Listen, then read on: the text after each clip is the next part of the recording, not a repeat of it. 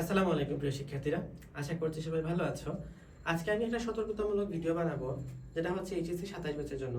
27 ব্যাচের অনেক শিক্ষার্থী আছে যারা এখন চাচ্ছে যে জিকে ইংলিশ পড়া যায় কিনা বা নিজেকে একটু আগায় নিয়ে যাওয়ার জন্য, বা অনেক অনলাইনের ভাইয়াপুরা বলে যে আগে থেকে জিকে ইংলিশ শুরু করো, আগে থেকে মেডিকেলের প্রিপারেশন শুরু করো। সেটা আসলে কতটুকু আগে? তো এই কথাটা বলার বা এই ভিডিও বানানোর রাইটস আমার আছে কিনা?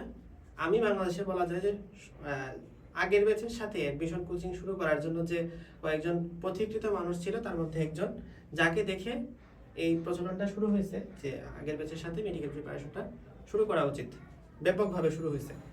আচ্ছা, তো এই ক্ষেত্রে আমার রাইটস অবশ্যই আছে। জিকে আর ইংলিশের মধ্যে ইংলিশটা তোমার স্টার্ট করা উচিত একবার এইচএসসির সিলেবাস শেষ করে। যদি তোমার এইচএসসির সিলেবাস 6 মাসে শেষ হয় তাহলে 6 মাসের পর থেকে পড়বা। যদি 1 বছরে শেষ হয় তাহলে 1 বছর পর থেকে শুরু করবা। আর যদি 1.5 বছরে শেষ হয় তাহলে 1.5 বছর পরে। যদি টেস্টের পরে হয় তাহলে টেস্টের পরে। যদি এইচএসসির মধ্যে শেষ না হয় তাহলে এইচএসসি পরীক্ষার পর থেকে শুরু করবা। সো এখানে তোমার ফুল প্রিপারেশনটা শুরু হবে, অ্যাডমিশন ইংলিশের প্রিপারেশনটা এইচএসসি ইংলিশ শেষ কর, এইচএসসির সব সাবজেক্টের সিলেবাস শেষ করার পরে। আর জিকের প্রিপারেশনটা তোমার স্টার্ট হবে আগের বছরের অ্যাডমিশন টেস্টের পরে। ধরো 2026 ব্যাচ, এইচএসসি 26 ব্যাচের মেডিকেল ভর্তি পরীক্ষা হবে নভেম্বর মাস অথবা ডিসেম্বর মাস 2026 সালে।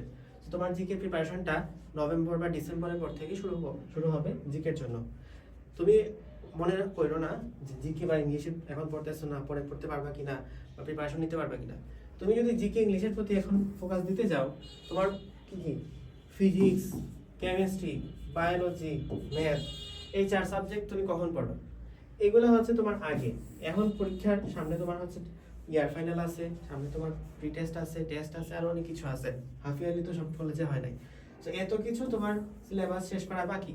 তুমি যদি আরো 1.5 বছর পরে বা 2 বছর পরে কি হবে ওটার জন্য প্রিপারেশন নেওয়া শুরু করো, তোমার এখানে একটা ঘাটতি থেকে যাবে।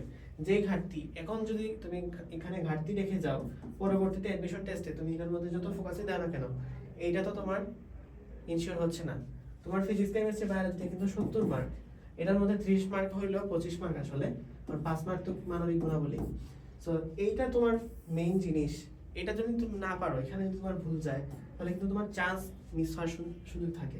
আর এটা হচ্ছে তোমার চান্স সিকিউর করে, পাশাপাশি তোমাকে এখানে র্যাঙ্ক করাইতে সাহায্য করে। তাহলে জিকে ইংলিশের মার্ক হচ্ছে তোমার র্যাঙ্ক করাইতে, কোন মেডিকেলে পাবা সেটা। আর ফিজিক্স, কেমিস্ট্রি, বায়োলজির মার্কটা তোমাকে ডিফাইন করে তুমি আসলে চান্স পাবা কিনা। সো এটা অবশ্যই খুবই গুরুত্বপূর্ণ একটা বিষয়। এই জন্য যে যত আগেই বলুক না কেন, তুমি জিকে ইংলিশের প্রিপারেশনটা এত আগে স্টার্ট করার দরকার নাই। যখন তোমার একবার এইচএসসি সিলেবাস শেষ হবে তখন থেকে ইংলিশ পড়া শুরু করবা। 26 ব্যাচের অ্যাডমিশন টেস্টের পর থেকে জিকে পড়া শুরু করবা। সবার জন্য শুভকামনা থাকলো। আসসালামু আলাইকুম।